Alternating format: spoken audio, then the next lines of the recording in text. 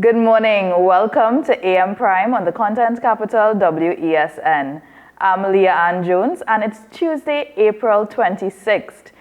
For those of you joining us for the first time this week, I'm holding on for Andy Johnson for the rest of the week while he's on vacation. That was a bit of crazy weather we experienced yesterday, wasn't it? For those of you who were caught in it, I'm so sorry, but I hope you managed to stay safe. And I hope you stock up on your vitamins this morning. For those of you guys who are safely inside, lucky you. All right, let's take you through what we have lined up for you this morning. It's World Intellectual Property Day, and a little later on, we'll be speaking with Mr. Nicholas Gaya-Prasad who will be shedding some light on intellectual property rights in Trinidad and Tobago. We also have two special guests, Ms. Nicola Benjamin and Zamora Benjamin, and they're going to be telling us about the Girl Guides Association of Trinidad and Tobago and how they got involved in the Intellectual Property Day events that took place this weekend and why. We'll also take a look at the country's latest COVID statistics and then take a look at the headlines in the Newsday's newspapers, as well as the Cannabis Control Bill. We're going to talk a little bit on this topic this morning. It was brought to Parliament a couple of weeks ago for discussion. As we know, in 2019, marijuana was decriminalized in Trinidad and Tobago. However, it is still illegal to sell or grow commercially for export. Currently, citizens are allowed up to 4 marijuana plants or up to 30 grams for personal use. And what happens is that this Cannabis Control Bill proposes the setting up of a licensing authority which would facilitate the commercialization of marijuana. To help us with this discussion this morning is MP for Chaguanas West, Mr. Dinesh Rambali. Good morning, Mr. Rambali. Good morning to you and your viewers and listeners, of course. It is my pleasure to be on. Notwithstanding this early morning hour, I am happy to be on the program. Oh, well, I join you in that this morning. Thanks for joining us this morning. Tell us, what can you tell us, rather, about the proposed cannabis legislation? What I would say is that, and I think you captured it very succinctly in your preamble, that in terms of the cannabis laws and stuff, the world has come to recognize that despite its initial reputation for being addictive and having some negative psychological impact, the reality is marijuana has undisputed health benefits. And we in Trinidad, like the rest of the world, we have to make use of that. There's no doubt about that. What had happened was that the present cannabis regulation bill has a history behind it, which I know in the interest of time I can't get into this morning. But what I would say is that, there's a history to it, and a joint select committee was established, and that having been established to consider proposed legislation, to have consultation, deal with the stakeholders, etc., treat with, their comments and suggestions, of course.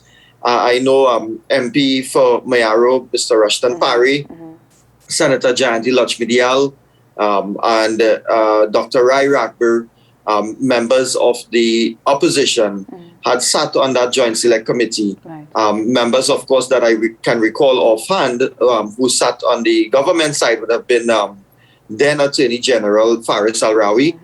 You would have had Minister Stuart Young, Health Minister Terence Dial Singh, just to name a few. There are other members who would have been there, but these are the names that I can recall, based on the debate that we had last week. This is the report. They all sat, they would have deliberated, and what you have is a motion to adopt the report from the committee, which essentially will lead to the recommendation and the passing of the proposed cannabis regulation bill.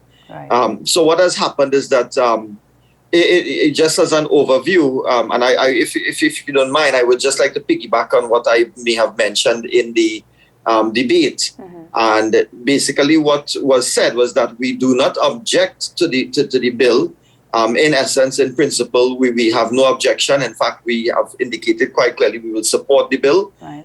But of course, bills have to be tweaked in order to ensure that the purpose for which the legislation is being proposed fulfills its aims, you have to make sure that whatever is codified would translate into fulfilling that purpose. So Okay, what I but- was saying in the debate, and which is what I would share with you and your audience this morning, is that the fact of the matter is that the sacramental use of marijuana was set up in a way that it is prohibiting the use associated, the commerce associated with it. So yet, whilst you are expected to set up systems in which you can have enough marijuana to dispense to if I may use it loosely, to your flock, how does one procure the marijuana without funds? And when we talk about sacramental marijuana, of course, there is a certain leverage being allowed in the bill to have religious organizations who will, and non-governmental entities and stuff, who can register and they can now dispense with a certain amount of marijuana. The question that we must ask is, how does one store dispense, possibly hire staff to manage marijuana without any hint of commerce? And that is the question I was raising. The bill So speaks if- to, Mr. yes. Rambly, the bill speaks to the import, export, transport, and the commercialization of marijuana. So does that Yes. therefore not speak to the logistics and how these things would take place, considering that it's all about creating an authority to license and to deal with these things? Would it be safe to Yes. say that these things will be dealt with and processes would come up or will be put in place to handle all those things, all those matters? Well, one expects that you would have processes put in place, but remember, we are dealing with the enabling. This is the primary legislation. So if the enabling legislation, you can't pass a law which does not enable certain things, because in this particular instance, what you're doing, so there's no objection to saying, okay, let us have the religious entities and adherents to certain religious faiths have access to it, What we are saying is that as the bill is presently drafted, what you have is that you have a total prohibition. So it is also a criminalizing of, any kind of commercial turnover. Okay. So if you have that, we are not saying to allow religious bodies to now turn a profit. What we are saying is that if you are allowing the religious bodies, and imagine that you're talking about having, they have to store, they have to dispense, they have to keep records. This is something that will carry an element of commerce. So what you have is that within the scheme of this bill, which is now going to allow for medicinal, scientific use and religious sacrament, we are saying that the religious sacrament part, and this was what my contribution really was, Yes. that you can see marijuana being dispensed. What is proposed is 30 grams per adherent. So if you are having 30 grams per adherent, the fact of the matter is, remember, you're trying to pass this bill to encourage regulation of the industry. Yes. And if it is, this now is a sort of nonsensical, and maybe that may be too harsh a word. Let me say that it is somewhat haphazard, because we are in support. So I don't want to make it come across as though we are now saying that we are not in support. We are in support. But if you have haphazard pieces of intertwining, clauses in a bill, and on the one hand, you're telling a religious faith body entity that you can dispense, but this is what is expected. You can be criminalized for X, Y, and Z. It is unrealistic to not expect any kind of commerce which will carry any kind of monetary, association with it.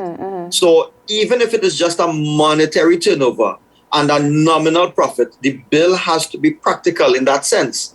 You can't criminalize it outright, because you want to ensure that these regulations will attract the religious, the faith bodies to say, well, okay, those who wish to access it, of course, that they will be minded, they will be incentivized to now come and register under this. And if it is all you are going to allow, so imagine you are putting these hurdles in the pathway to these bodies. And on top of that, the amount you are allowed to dispense to an adherent is 30 grams, which they are already allowed in their individual rights. The question will be really, what is the incentive? So you have to give incentives to the different communities in order to be able to attract them. That look, you can tell them, look, there's worth in registering with us. There's worth in that if you dispense and you keep all these records and whatever else, you are allowed to maintain. I mean, nobody is going to do this and register and put themselves in a position to dispense and upkeep all these books and records and what have you, when it is they are being criminalized just for, some little monetary association. There is an element of commerce. And how does one, there in the bill, there's also the avenue to import and export. So the question now arises, well, how do you allow all of these things to take place under the bill to regulate it when in truth and in fact you're criminalizing something? In that particular clause. Yes. So what I'm getting from you is that the issue is in the writing of the bill, of the legislature.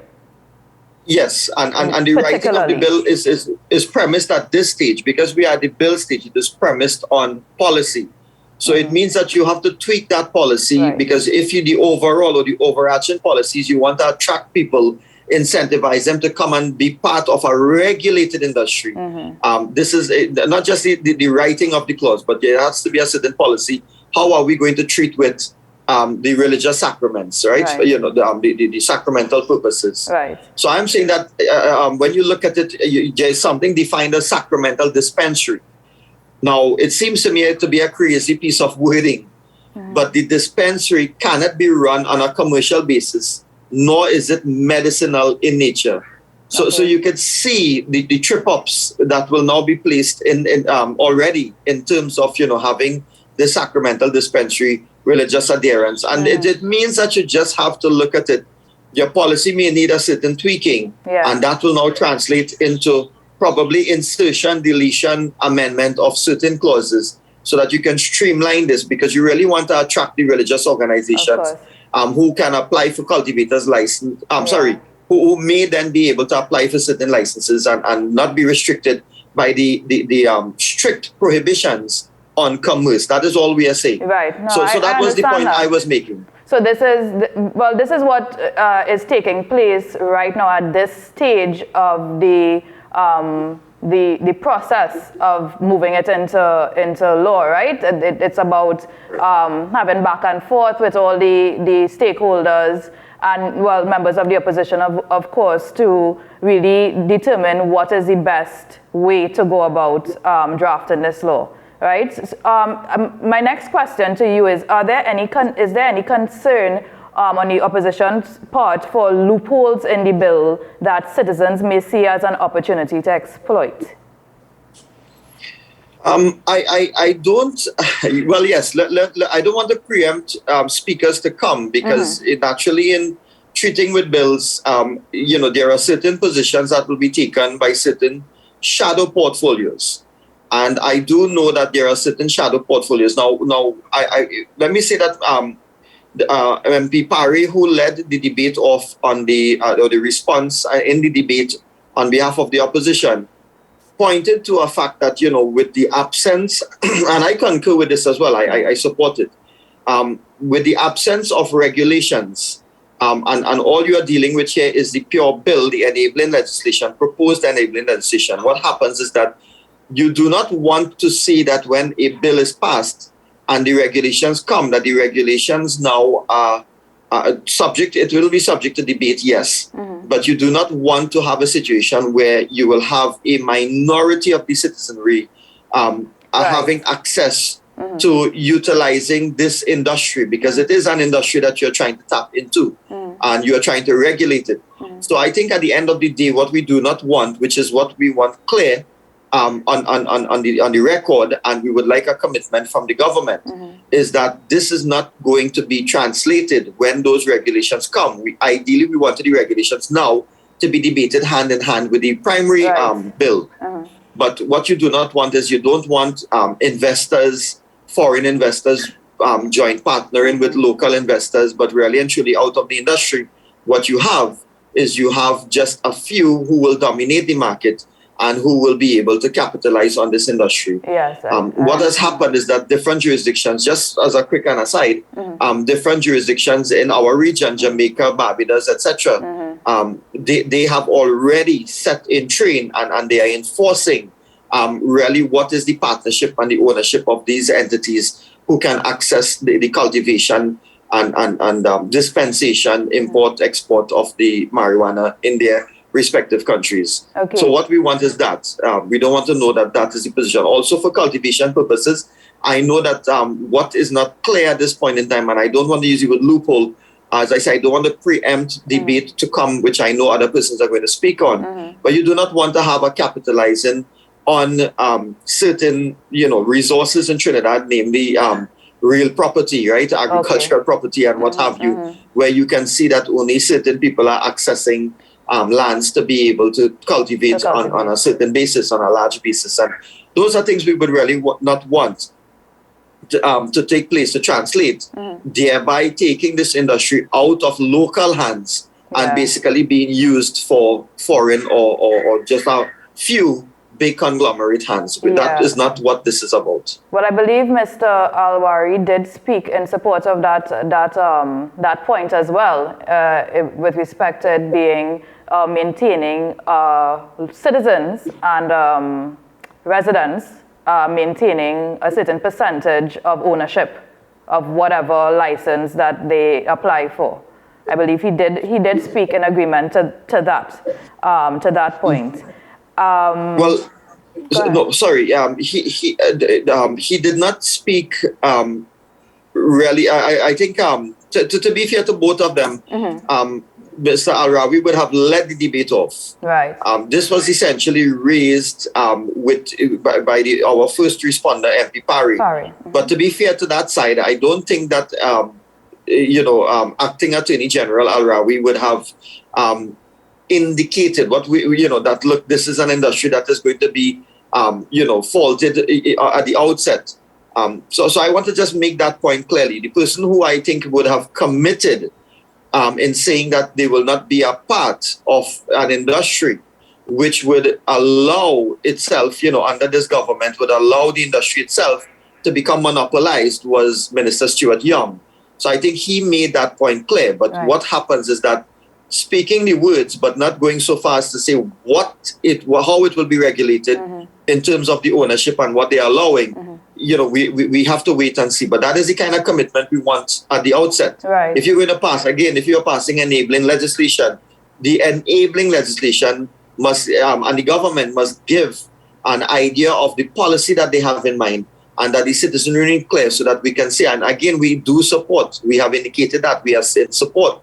It is an industry that we can tap into, and we would like the citizenry to be able to tap into it. But we want to make sure that when this law is passed, the purpose for which we wanted to serve the country is actually fulfilled. Yeah, no, I agree with you there, and I hear that. A fair point. So my question, this has potential to be a really profitable aspect of our earning capacity in Trinidad and Tobago. I know in some countries, like in the US, in some states in the US, they put a certain percentage of the profits earned towards areas different areas in their state, such as that need a little bolstering, that need a little help.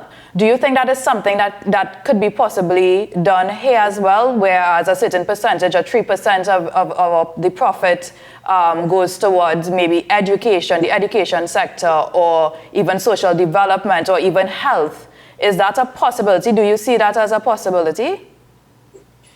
Well, it is extremely logical to make provisions for educating the public. So, and what happens in some cases is that, when you look at the research from other jurisdictions, they have gone in that direction because, they want to have a certain amount of education for the public in regulating the control of marijuana usage. That includes people being educated on an individual level. And for those who may already be susceptible to abuse of the marijuana, I use that loosely, of marijuana, you would want to be able to know that they can actually access meaningful help. And yes, the answer is yes. I think the possibility is there. But again, you must see a policy being translated into the bill, and you must also see a political will to effect that, when this is collected. Now, I think some of these things, the natural response would be, well, Ramble is saying these things, but isn't that what the authority, the licensing authority that is going to establish itself under the bill will be responsible for? Oh. And the answer is yes, we would think so. And I am concurring, and I'm saying yes to the answer. To your question, by saying, look, that is definitely worthwhile. Mm-hmm. And one would expect that the aims and objectives of this authority that will be established under the bill will do exactly that, ensure that they will now be passing, their own regulations when that time comes, to ensure that, at the end of the day, you can have this certain distilling of profits from certain entities, if not all, that they will ensure that it goes towards beneficial use towards the wider public. Okay. So the answer is yes, in short, and the long answer to that is that what I have said before. You need to see a translation of political will. You have your concerns, and you want to ensure that they are addressed specifically and in detail before the law is passed. Yes, and there are various uses, medical uses for marijuana. Remember, this is medicinal, scientific, and sacramental. Yeah. Mm-hmm. And what happens is that you have different uses. So I think, there may be worthwhile, and this is something that I would have mentioned as well, that, whilst the scientific community has hailed marijuana more correctly, components of certain marijuana plant species as having ingredients with varying effects, right? Medicinal effects. These are things that, maybe we can kind of delve a little bit more into it. And that is something that is not there with the bill as presently drafted. Okay. What that would do is that it would allow a more, in my view, a more successful usage, a safer usage of the marijuana. So it's not just marijuana or cannabis simpliciter.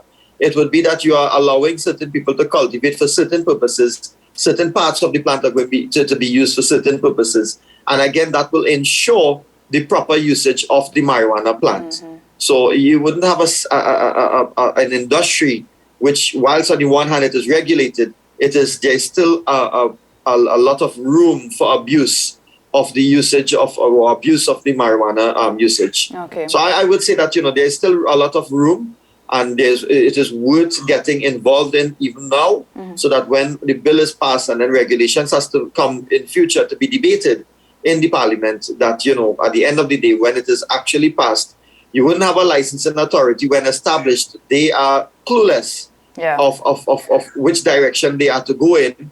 There wouldn't be these loopholes. I mean, that you would have also asked about, and rightfully so. You wouldn't be encountering loopholes at the outset, which people can now utilize to create an abuse of the system. And you will have an effective use of marijuana for the purposes of medicinal, scientific, and sacramental. All right. Okay, we have to wrap up, unfortunately, Mr. Ramberly. Thank you so much for your time this morning. We appreciate it. That was MP for Chaguanas West, Mr. Dinesh Ramberly, speaking with us on the cannabis legislation put forward for discussion in Parliament recently. We have more coming up for you after the break. Please stay tuned.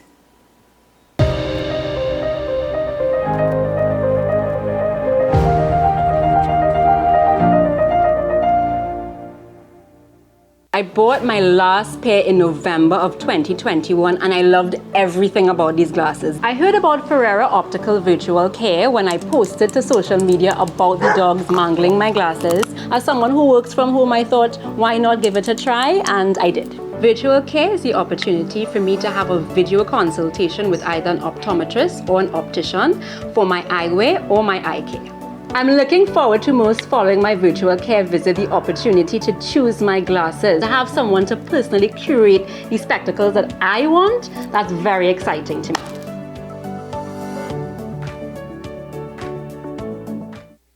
Change your fate. Start to win at life with $20,000 every month. Win $20,000 every month for 20 years with NLCB's newest game, Win for Life. 6 numbers from 28 plus the cash ball could make you win for life.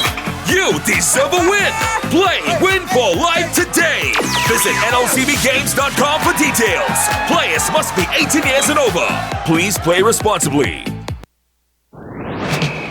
We have been apart for a long time. Now let's get together once again. Let's welcome you back. Family. North Coast Jazz 2022, May 27th to 29th. Born here, played here.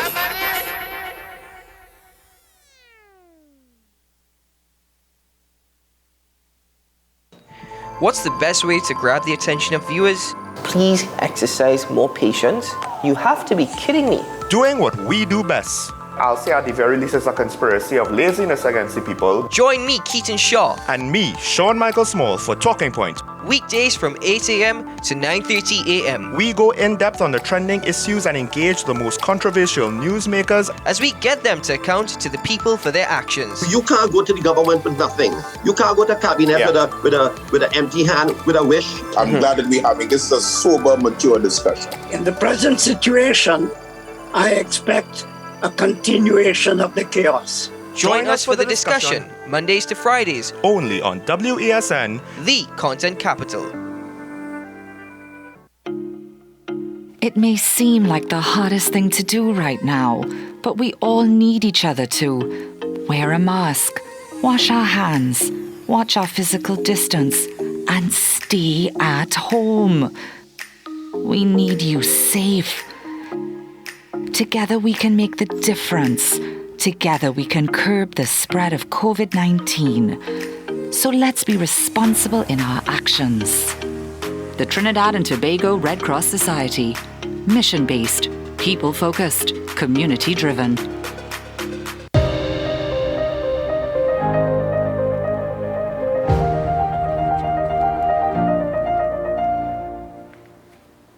Welcome back. We are going to touch on the latest COVID statistics for today. COVID-19 clinical update from the Ministry of Health as of April 25th, 2022. Total recovered patients, 134,078. Total positive cases, 145,021. Total active positive cases, 7,127, and new positive cases are at 458. The number of deaths are 3,816, and the total number of patients in hospital, 153. That was a look at the latest COVID statistics in Trinidad and Tobago. Next up, we are speaking about intellectual property rights. Our guest today is Mr. Nicholas Guy-Prasad, who is the technical officer at the Intellectual Property Office under the Ministry of Legal Affairs. Good morning, Mr. Prasad. Good morning, and a happy Intellectual Property Day to each and every one of you. Thank you. Thanks for being with us here today. Absolutely. Tell me, Mr. Guy-Prasad, what is intellectual property? What is the definition? Intellectual property, I always like to state the fact that intellectual property is everywhere and it is all around us. It's one of those things that you know what intellectual property is, but you don't actually know what intellectual property is. So we like to define intellectual property at the Intellectual Property Office as the expressed creations of the mind. So when you take a look around you, you see your smart devices, your clothes, the lights above your heads. These were all once an idea that someone had, and it lived in someone's mind, and then they expressed it in a physical way that everyone can see. So that physical expression is what we call intellectual property. Wow, I like that definition. I like that. That's going to be quite easy to remember. Thank you for that breakdown. Tell me, what is the function of your role and what is the function of the Office of Intellectual Property? So I'm a technical examiner at the Intellectual Property Office. So I have two two main roles. Let's start with that. Okay. So I'm a technical examiner at the Intellectual Property Office. So I examine the technical aspects of intellectual property rights. So I examine patents, industrial designs, new plant varieties, and integrated circuits. These are all different types of intellectual property rights. So someone would come to the Intellectual Property Office, they would apply for a specific type of right, which protects a specific type of intellectual property. And then it would be my job, according to which right they apply for. If it falls under my purview, I examine them and I grant them these rights. Okay, so the second rule. The second role that I perform, so I'm also an officer at the Intellectual Property Office in charge of youth education. So the second role of the Intellectual Property Office is to educate. So we engage in a lot of educational activities and initiatives where we try to teach persons about intellectual property rights and the importance of intellectual property rights. And we have been going all over the country. We've been to Tobago, to schools, to universities, to businesses, to pop-up shops and trade conventions teaching persons about intellectual property. Right, and that ties in with the theme for Intellectual Property Day this year. It's remind me of the theme? So this year the theme is intellectual property and youth, innovating for a better future. Right, okay. Can you tell me what are the rights of, basically what is the importance of the intellectual property law specifically to Trinidad and Tobago? The importance of the law, it's there as a system, an intellectual property system existing in order to help our innovators and our creatives to protect what they have created. You know, anyone can say that I created something. Anyone can say that. However, there needs to be some sort of proof or some sort of actual certificate, you know, that is going to help prove that you are indeed the creator of something. And that is where intellectual property rights come into play. And our intellectual property laws reinforce the fact that you could make an application at the Intellectual Property Office and apply for these rights. So, for example, if you would have created a business and you have a logo and a name for that business, you could come to the Intellectual Property Office and you can apply for what we call a trademark, and that trademark is going to help you protect that business, that name and that logo.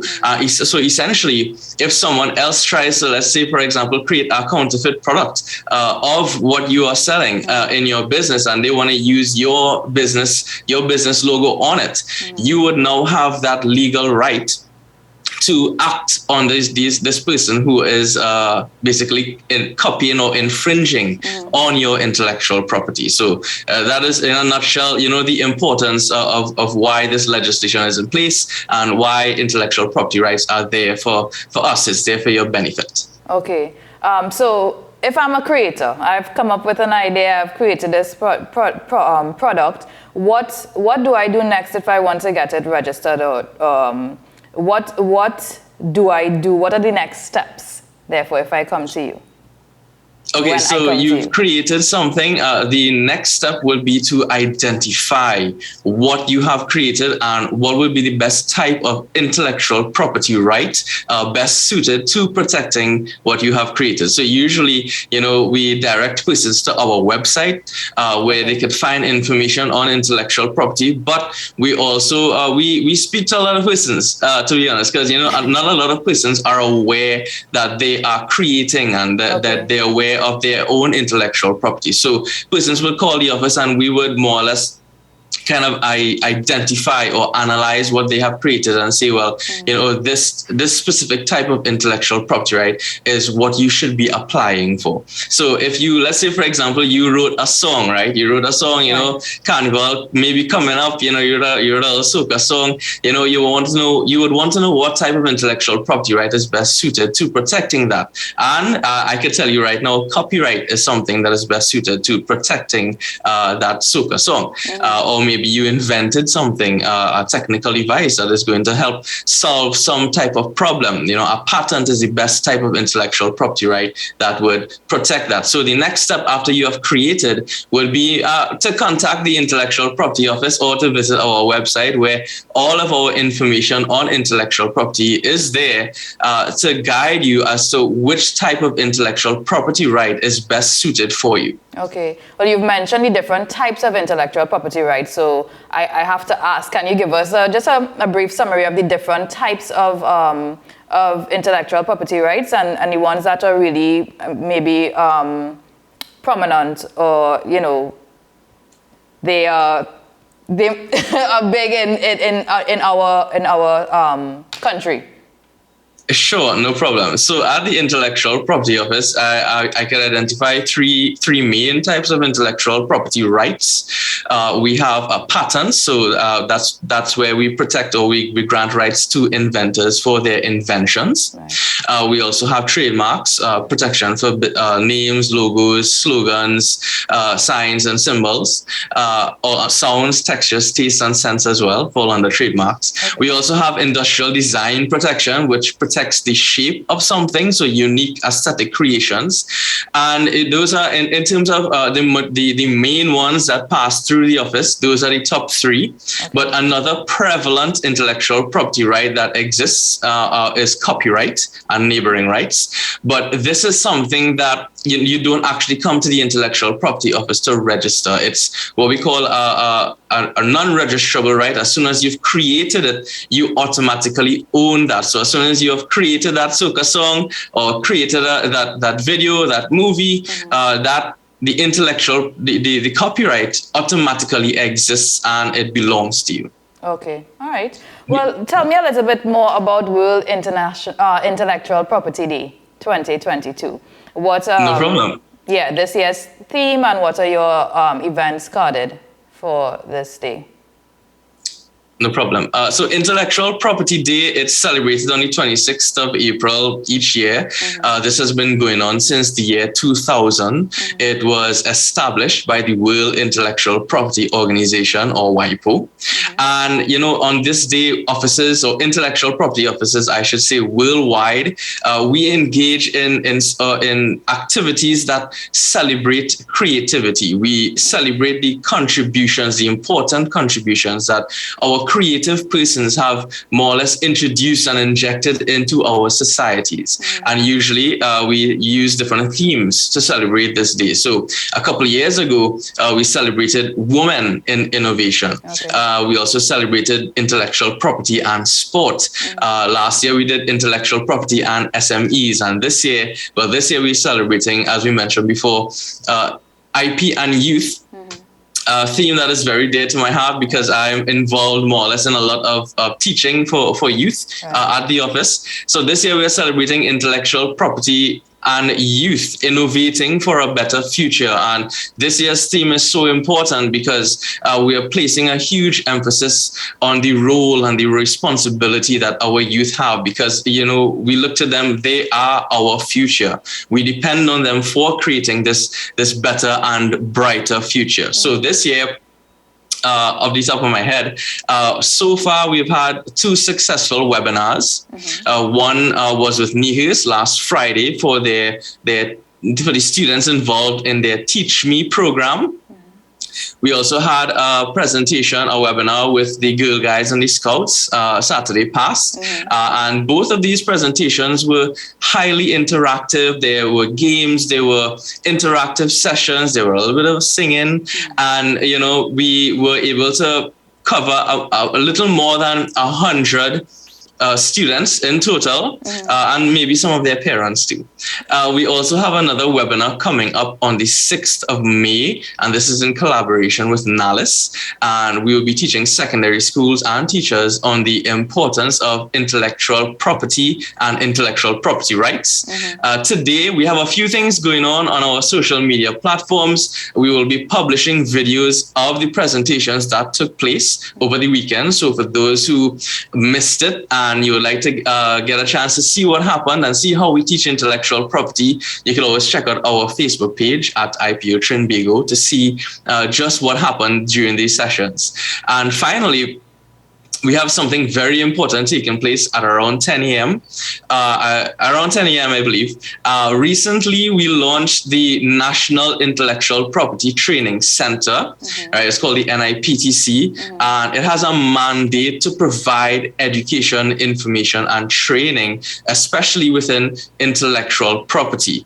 This was created by through the technical assistance of WIPO, of the World Intellectual Property Organization, and we have planned to offer, courses on intellectual property management, short professional type training for persons who would like to utilize the NIPTC for their training. So with that being said, today we are actually renewing a memorandum of understanding that we have with the University of Trinidad and Tobago, with UTT, ahead of a training program that we are going to introduce, that we are going to run with them on intellectual property. So in a nutshell, that's kind of everything that we have going on for World Intellectual Property Day this year. Sounds like a very full calendar. I've been very busy. I can tell. I know you touched on this a little bit earlier, but I can tell that it's really important for you to get this message out. So tell me some more. What is the importance of getting the youth involved in intellectual property rights in Trinidad and Tobago? It's important, for many reasons. We have been trying to introduce a culture in Trinidad and Tobago that not only is knowledgeable about intellectual property rights, but also respects intellectual property rights. So, and we thought, there's no better place to start than with our youth.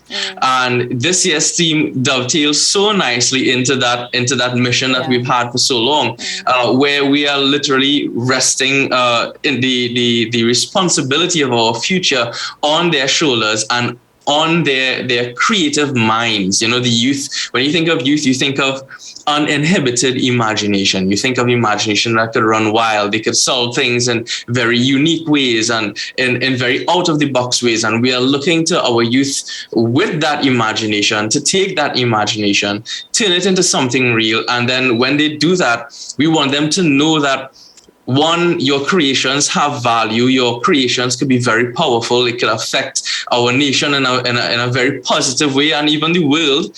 And we want them to know that there exists an intellectual property system that is there to help protect what they have created. And we want them to be armed with this knowledge going forward that, hey, I drew this, or I made this painting, there's intellectual property in that. I could enforce my copyright on this painting. I created this new device that is going to solve a problem. I could patent this new device. Recently, we've been working with the Ministry of Education, as well as we're in this vein, to introduce intellectual property into the curriculum, into the primary and secondary school curriculum. So it's going to form a part of or be integrated into their subject areas. So for example, they're doing integrated science. They're going to learn that, if you invent something new, you create something, a patent is going to protect that. So we have been trying, and we would like persons to know that once you create something, you can protect that something, and the best way to protect that something would be through the use of an intellectual property right. Okay, all right. Well, before we wrap up, Mr. Guy Prasad, tell me a little bit more for the young people who may be listening, or even the educators who may be interested in the work that you do as an intellectual property officer, as a youth educator. Tell me a little more about that work, the workshops and the activities that you do on a regular basis.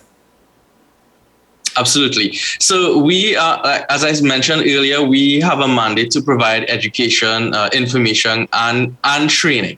So anyone who would like training or an intellectual property presentation be delivered to their, for example, their schools or their institutions or their universities, wherever, they could simply reach out to us. And what we would do is we would cater a presentation to your needs. So, for example, coming up with NALIS, they are also, working on or celebrating World Intellectual. They are also celebrating World Copyright Day. So we will be doing an intellectual property, a general or introduction to intellectual property for them, but with a higher focus on copyright and neighboring rights. And just recently, I did a presentation with Astra Girls in Charleville, and it was to the business class, the entrepreneurship class, the upper sixth class. And what I did was I catered a presentation specifically to intellectual property and business. So you can simply reach out to us. You can email us. You can visit our social media pages, again, at IPO Trinbago, and you can request this training, and we will happily provide this training according to your needs. Okay. All right. Thank you so much, Mr. Nicholas Gayaprasad, on talking to us today on World Intellectual Property Day and the work of the Intellectual Property Office at the Ministry of Legal Affairs. Thank you so much for joining us this morning, Mr. Gayaprasad.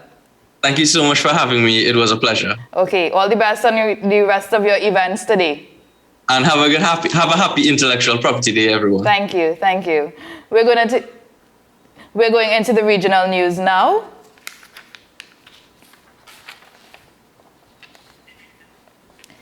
In St. Lucia, cyclists are coming together in a ride against crime, where they hope to bring awareness and show support for the communities plagued with crime by a riding circuit around the island.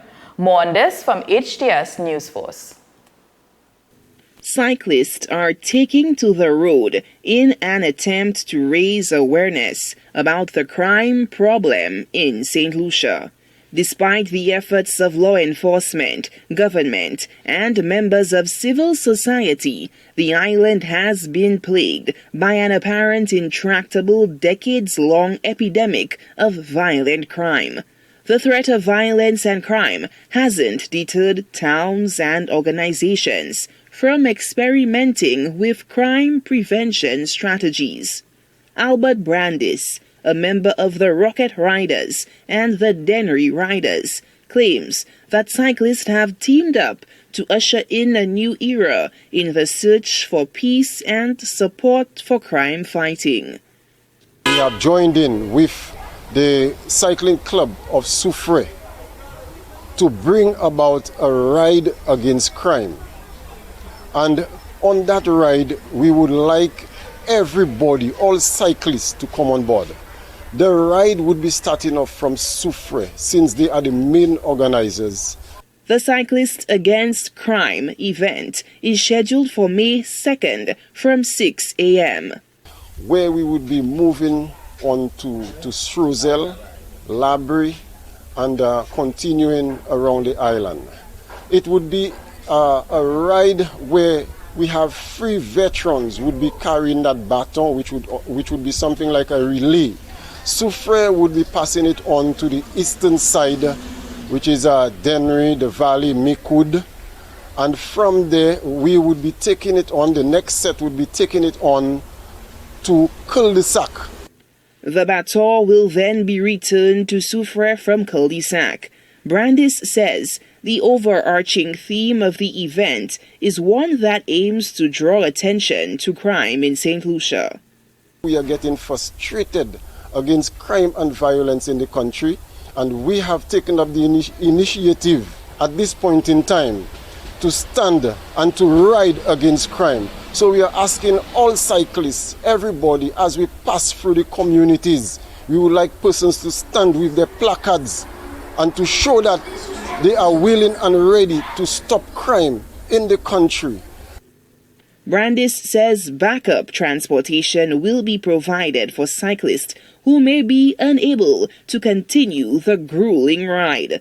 He adds that light refreshments will also be available. At the age of 55, be doing it for the 10th time, and I'm still looking forward in doing it many more times. We are asking everybody to come on board and let us make it a big one on that day, on the 2nd of May. The public is encouraged to wear white to express support and unity in solidarity with the cyclists who are attempting to send a strong statement that criminality will not be tolerated in St. Lucia. Solange Alfred, HTS News Force. And moving on to Jamaica. Jamaica faces rising cases in COVID due to the Omicron BA.2 variant. The president of the Jamaican Medical Association issued warnings against complacency as he expects further increases in infections. TVJ News brings us the details. Up first, a warning this afternoon that a surge in COVID-19 cases could begin soon due to the Omicron BA.2 subvariant. It comes from President of the Medical Association of Jamaica, Dr. Brian James. Sandy Williams has the details. The Health Ministry on Sunday reported a jump in new COVID-19 cases, with 73 new cases detected on Saturday. The positivity rate has also jumped to 6.6%, up from 4.3% on Friday. President of the Medical Association of Jamaica, Dr. Brian James, says it's a sign that things are changing. He told our news team that it's too early to say a surge has started, but it's evidence that it is coming. I don't think it's reasonable to immediately label it as the start of the surge. However, we should expect an increase given the very high infectivity of the BA.2 subvariant. That wouldn't be surprising if soon there is an increase in the number of cases. We just have to hope that it is not anywhere near the Omicron surge that we had in December, January. Dr. James says Jamaicans should not think that the pandemic is over because of the relaxation of the measures. Prime Minister Andrew Holness withdrew all COVID-19 measures under the Disaster Risk Management Act, DRMA, on March 18. I think people have a little feeling out there that COVID is finished and they can do just about anything without really caring for it. And the other thing that people are apparently doing is thinking that the fact that they are tired, they have COVID fatigue, and they just can't take it anymore, that apparently they believe is some level of protection, but in actual fact it is not. The virus really does not care. The virus actually has a mission, and its mission is to replicate as much as possible. And it will do that whether you are tired, whether you are fatigued, whether or not you can't take it anymore. The Health Ministry last week confirmed the presence of the Omicron BA.2 subvariant in Jamaica. It warned that there may be an increase in the number of COVID-19 cases as the variant is highly transmissible. Sandy Williams, TVJ News. We head to news at the top of the hour. We'll be back.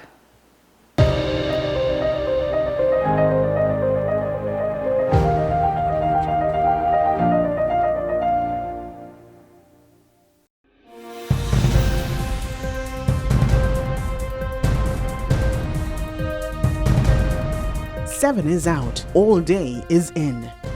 WESN News on the hour.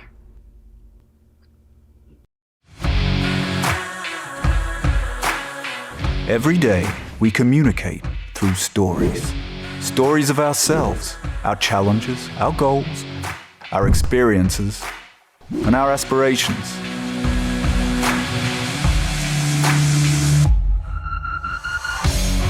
Storytelling is an art that we have mastered. WESN Film Studios comprises a collaborative team of experts with extensive industry experience locally, regionally, and internationally.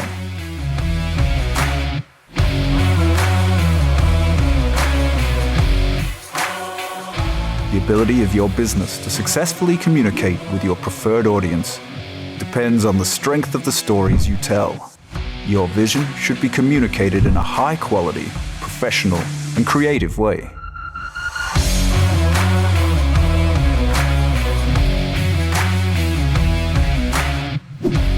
From concept to post-production, advertising to film, multi-camera productions, live events, streaming and virtual conferencing. We are WESN Film Studio. Let your own unique voice be heard and your vision realized. Call us today at 628-5835 for your next production.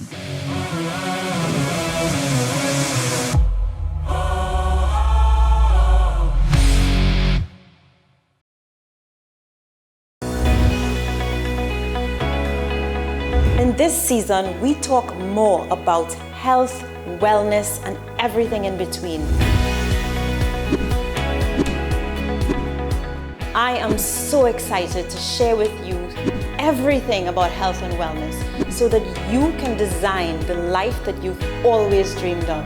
Join me here on What's Up Doc. What's Up Doc?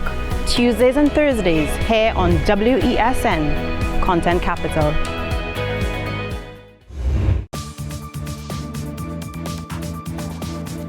I am Rondell Donowa, attorney at law and host of Strictly Legal on WESN Content Capital. Strictly Legal is a legal program geared towards informing you, the public, of your legal rights, responsibilities, and remedies.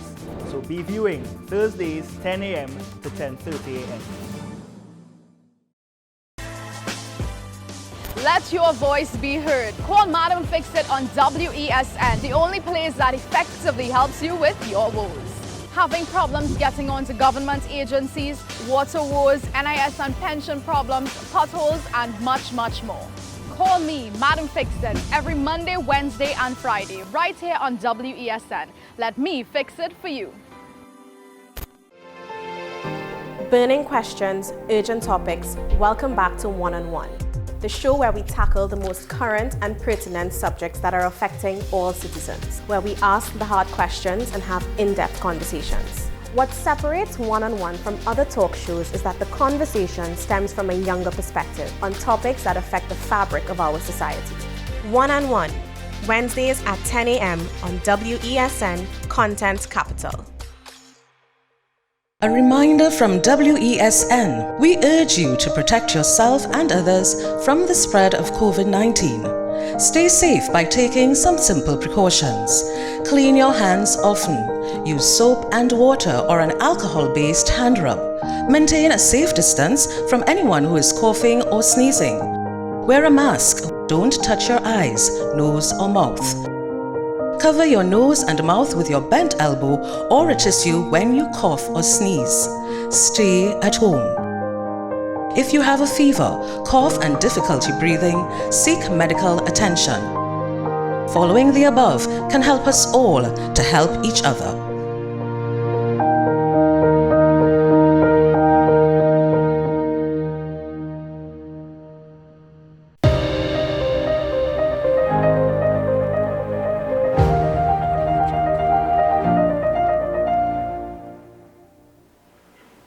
Okay, welcome back.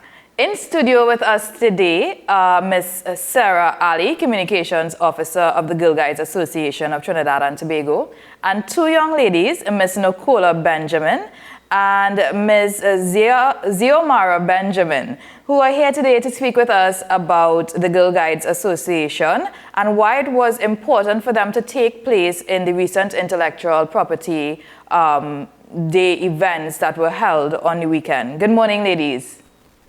Good morning. Thank you all for being with here this morning. It's a pleasure to be here. Tell us, Ms. Ali, tell us a little bit about the Girl Guides Association of Trinidad and Tobago for those who may not know about the association. The Girl Guides Association of Trinidad and Tobago is recognized as the leading voluntary organization for young women and girls. It's a century-old non-formal educational organization that teaches life skills and development and leadership skills, actually, through non-educational methods. Okay. What is the mandate of the Girl Guides Association as it pertains to your girls, to the girls involved in the association? We try to enable our girls to be self-empowered, to be responsible adults, and character building. Okay. And why was it important for the girls to be involved in Intellectual Property Day activities that took place over the weekend? What was the importance of it to the association? We encourage our girls to be creative, to think outside of the box, to be advocates of and agents of change of things that they want to see. With that, we know that the girls are young creators, inventors, and entrepreneurs. And IP gives them that understanding that they can be this inventor, this creator, this hairstylist, this anything, and they can have their creativity protected. And we want to encourage a lot more girls into science and technology, and this is just our way of providing the tools so that they can achieve such goal. Okay, so tell us a little bit about the event that took place on Saturday that the girls attended. The intellectual property event that took place was held in collaboration with the IP's office, as well as the Scouts Association of Trinidad and Tobago. And the main point was really to provide the legal systems that the girls can access to help them grow in the tools. All right. We actually had the opening up from 6 years old to 21 years old, and we had about 100 participants, and we even had our leaders up until the age of 70 taking part and singing along. Oh wow! At our event. Okay, let me ask the girls now. Nicola, you're a senior girl guide. Is that correct? Yes, it is. Okay, tell me, what is your experience like being a girl guide, first of all? Girl Guides. I've been a part of Girl Guides since I was the age of 5. Okay. And Girl Guides has literally opened up so much doors for me. I've made so many friends from all over the world. Girl Guides, yeah. Girl Guides is a really, really, really important part of my life. Okay. Alrighty. Tell me, what did you enjoy about this weekend's activities? Actually, what I enjoyed most was a song that Mr. Nicholas sang. It was now I remember. It makes me remember everything that I learned. Okay.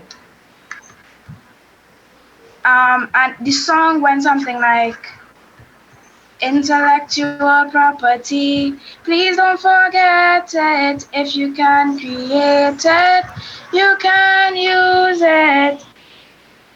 Yeah. Oh, that was lovely. Thank you. Oh, thank you so much. And Zayamara, tell me, what is your understanding of intellectual property? What did you learn about intellectual property? I learned that intellectual property is the creation of your mind. It consists of a lot of different types of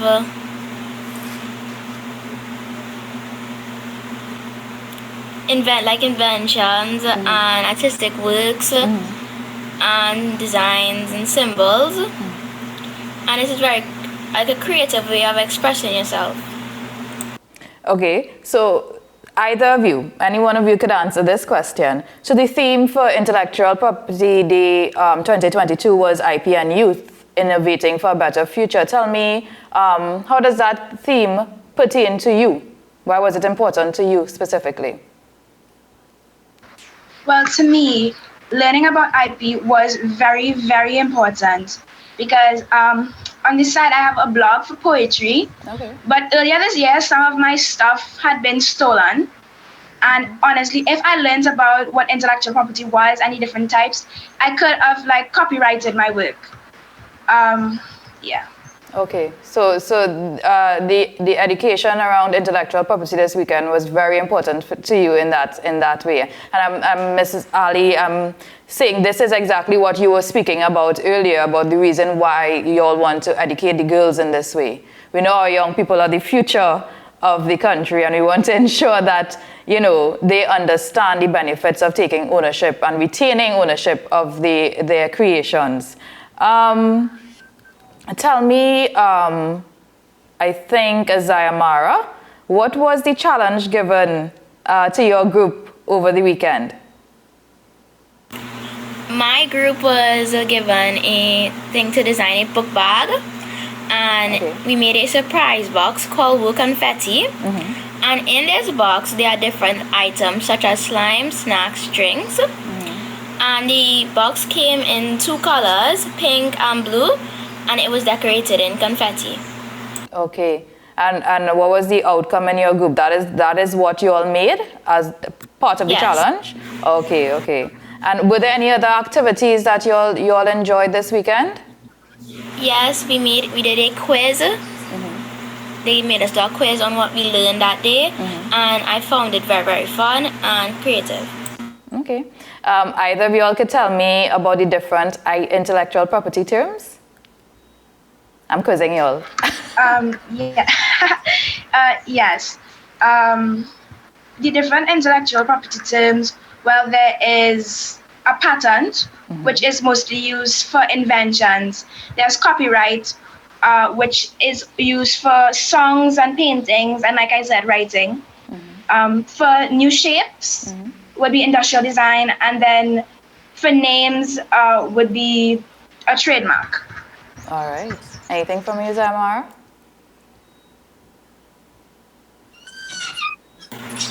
No? Okay.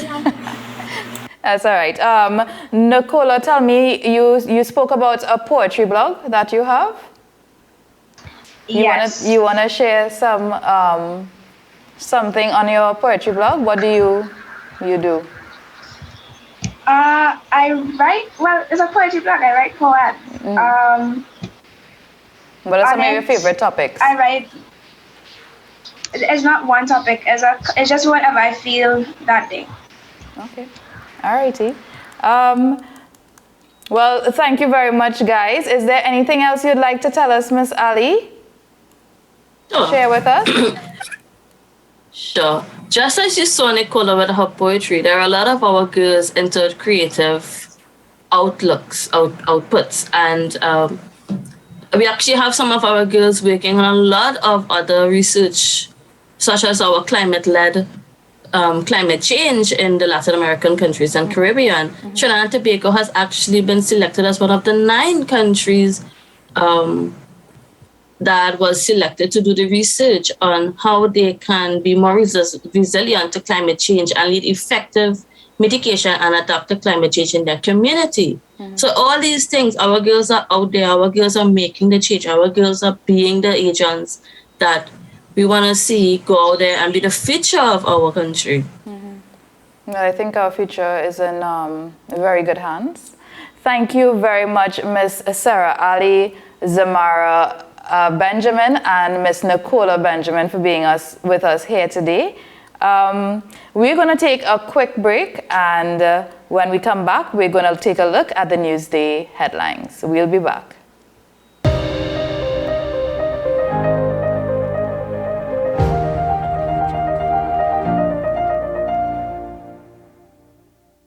Gift giving during a lockdown can still be hassle-free with a gift from FanZone with delivery options available nationwide. Visit and browse our Facebook and Instagram pages for all your official licensed merchandise and apparel and have it delivered to your door. Find us on Facebook and Instagram. FanZone, we've got you covered.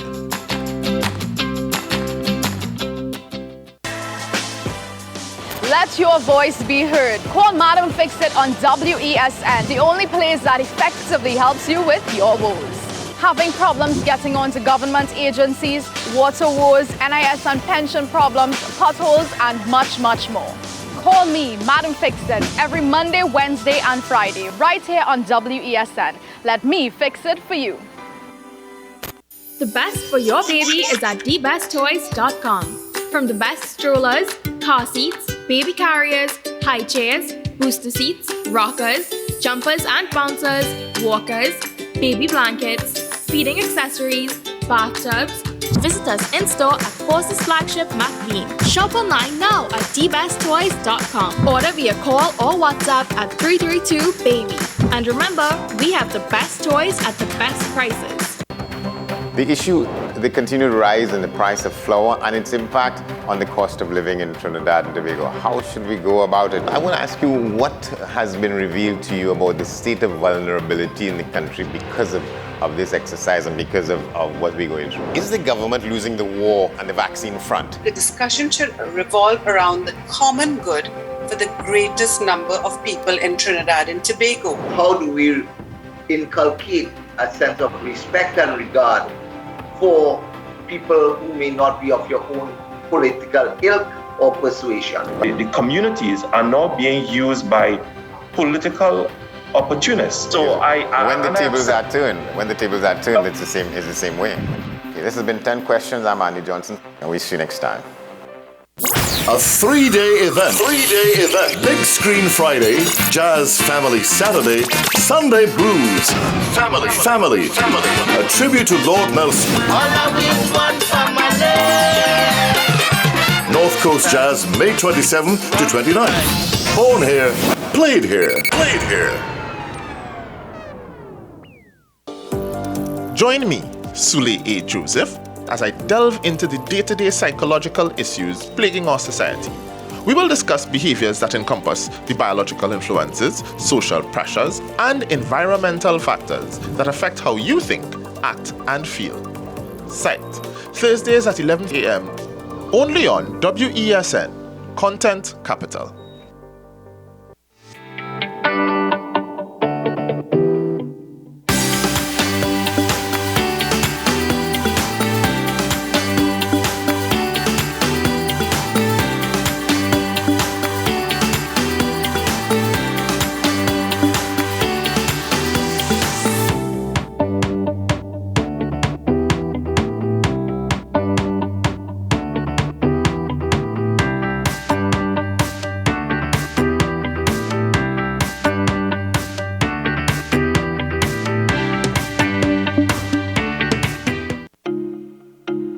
If you live with someone who's tested positive for COVID-19 and has to self-isolate at home, take care of them from a distance and reduce their movement around the house.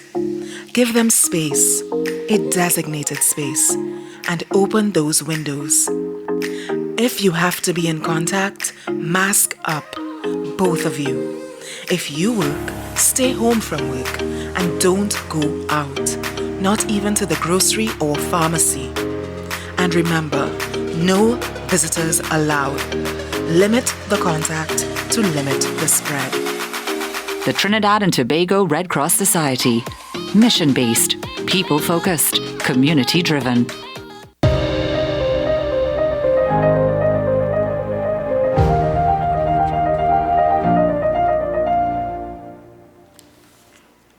Welcome back. Thanks for staying with us. We'll take a look at the newspaper headlines in the Newsday this morning. On the front page of the Newsday for April 26, there's a picture of a bridge in Barataria, 4th Street Barataria Bridge, that was over-flooded during the heavy rains yesterday, as I touched on this morning, and the pictures of the debris that was left when the waters receded. Also on the front page of the Newsday, mom of suspect in cop's death begs police don't shoot him. The mother of the suspect, believed to be responsible for the death of PC Clarence Gilks, is making a plea to the acting commissioner of police, McDonald Jacobs, to allow her son the right to defend himself before the courts. And in sports, Trinidad and Tobago's Faith Alexander vies for possession of the ball against Nicaragua's Daniela Manzanares during the Group C match of the Under-17 Women's CONCACAF Championships on Monday. So that's in the back of the Newsday. World Cup dreams crushed. Our girls have not made it to the next round of the World Cup competition, and I believe they have been eliminated. So unfortunate, but good fight, girls. Thanks for representing us Also, in the Tobago Newsday, the front page is a picture of the members from the Movement for Social Justice on their march last Saturday at the Queen's Park Savannah. And that's the front page of the Newsday Tobago. And also the PNM leader, new PNM leader, Ansel Dennis, who has created history yet again by becoming the youngest political leader of the People's National Movement Tobago Council. And he is saying that he vows to listen to the people of Tobago. And on the back of the Tobago Newsday, a match between the Women's Champion League semi-final match between Barcelona and Wolfsburg at Camp Nou Stadium in Barcelona. So that's a look at the sports section of the Tobago Newsday, the back page, and the Rainbow Cup returns after a 2-year absence. So we look forward to that. I know the triathletes are gearing up for that in Tobago. All right, so we are going to take a look at some more regional news. In Bermuda, the government is attempting to pass legislation in order In Bermuda, the government is attempting to pass legislation for the Fairmont Southampton Resort to receive government support, including long-term tax relief. All this is considered due to the perceived importance of the resort to the island's tourism sector. We have this story from Bermuda Broadcasting. Stating that the House of Assembly had convened early so that the Fairmont Southampton Hotel Act could be tabled, new Tourism Minister Vance Campbell pointed to the island's improving tourism product with air arrivals and hotel occupancy on the rise. He contended that the foundation for recovery has been laid. Minister Campbell adding that the bill, which gives the resort's owners tax concessions for 15 years, protects Bermudian employment and upward mobility and represents a promise delivered by the Progressive Labour Party government, which placed this within its agenda in its 2020 election platform. Mr. Speaker, in this government's 2020 election platform, we specifically outlined that the government would, and this is an extract from that platform, we would support major public and private sector building projects to provide employment and construction over the next 5 years. Among those projects is the redevelopment of the Fairmont Southampton Hotel. Mr. Speaker, the bill to be tabled today also delivers on a key undertaking made by the government as part of negotiating the full extent of support required to make this redevelopment a reality. I can advise this Honourable House that those discussions are at a technical and advanced stage. Minister Campbell promising a further update to the House from Premier David Burt when the bill is taken up for debate at a later date. Mr. Campbell later honing in on the bill's tax concessions for the resort by stressing a flexible approach by government is needed in order for there to be economic growth. The bill's proposed grant of concessions for 15 years represents that flexible approach, and honourable members will note that the extension of concessions for that period retains the same protections contained in the Tourism Investment Act 2017. Mr. Campbell using the opportunity to pledge that Bermudian employment within the hospitality sector sits at the heart of the bill. The government is determined that those Bermudians who choose careers in hospitality will be treated fairly and have every opportunity to grow in the industry. Opposition MP Craig Cannonier, who speaks for his One Bermuda Alliance on Public Works and Tourism, questioning the minister on the government's willingness to extend similar support to other projects. Just a quick question. On page 2, the second paragraph down, the minister says the bill's proposed grant of concessions for 15 years represents that flexible approach. And it continues on. Just curious, are they considering this to be a new standard for the industry? Is this something that they are considering, or is this just a one-off for this particular project? As the statement says, the government of the day is here to discuss this particular bill, which provides for 15 years.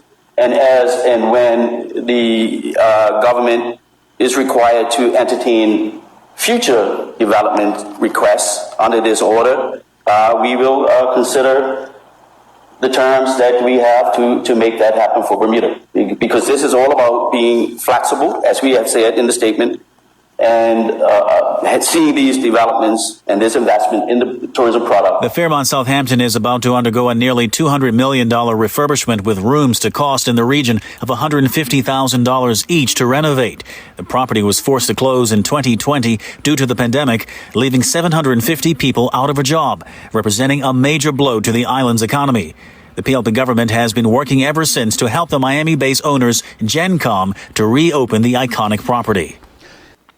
And in Barbados, car owners are showing interest in new electric vehicles, but have to consider that the technology performs differently when compared to an internal combustion engine. We have the details from Nation News. People who are switching to electric vehicles have been cautioned to approach them as if they were starting afresh. This was the advice from Courtesy Garage Regional Project Manager, Vehicle Sales Department Samuel Gaston, who was responding to a question from the media during Thursday's launch of the Nissan Leaf electric vehicle. In terms of engine capacity, we know the internal combustion engine. Would this be called a 1600 or 1400? This layout that Courtesy said. You got to be careful when you start to do that kind of mapping, because the vehicle wasn't, the design of the motor and stuff was not mapped to that.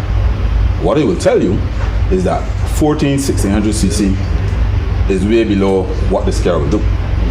I would think, to answer your question, you're probably in the realm of 3000cc up in there. Remember I mentioned earlier that because of the design and how the electric vehicles work, when you look to accelerate, right? For instance, with the normal combustion vehicle, there is a time lapse for it to reach that power. With these vehicles, I find if you accelerate, by the time you cover, let's say 10 degrees, you may find yourself near 100 kilometers. So it is very, very spontaneous. It responds very, very quickly. And it's something that I think, even though a lot of people want to jump into electric vehicles, I would say that you have to temper what you think it will do and start to drive fresh again and understand what it is you're driving. Gaston said interest was high and 95% of what they had on the ground was ready to go.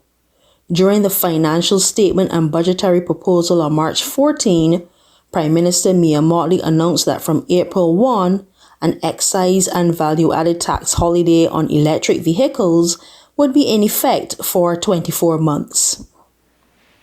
All right, and that's all we have for you today. Thanks for staying with us on AM Prime right here on the Content Capital. Thank you as well to all our guests, Mr. Dinesh Rambali, Chaguanas West MP, Mr. Nicholas Gayaprasad, Technical Examiner at the Intellectual Property Office, and to the ladies of the Girl Guides Association, Ms. Sarah Ali, Ms. Nicola Benjamin, and Ms. Zayamara Benjamin. A special thank you as well to the technical team here with me in studio. If you want to get in touch with us at AM Prime, email amprime@wesncc.com or check us out at WESNCC on all social media platforms. Coming up a little later is Talking Point, so be sure to stay tuned. So just before we wrap, I just want to say, we have so much to be grateful for waking up and being able to get off our beds. These simple blessings that we seemingly take for granted sometimes. So as you start to prepare for the day ahead, if you're rushing around in the kitchen or if you're trying to get the kids out of the house before you have to face that awful traffic, take a moment, just pause and take a deep breath and think about one thing that you're grateful for this morning. One thing. And let out that breath slowly and give thanks for whatever it is that came to mind. Then, as you continue with your day, try to keep that feeling of gratefulness top of mind and with you. I promise, it's a really positive, wonderful feeling to carry with you throughout the day. I am Leah Ann Jones with you for the rest of the week right here on AM Prime. See you tomorrow.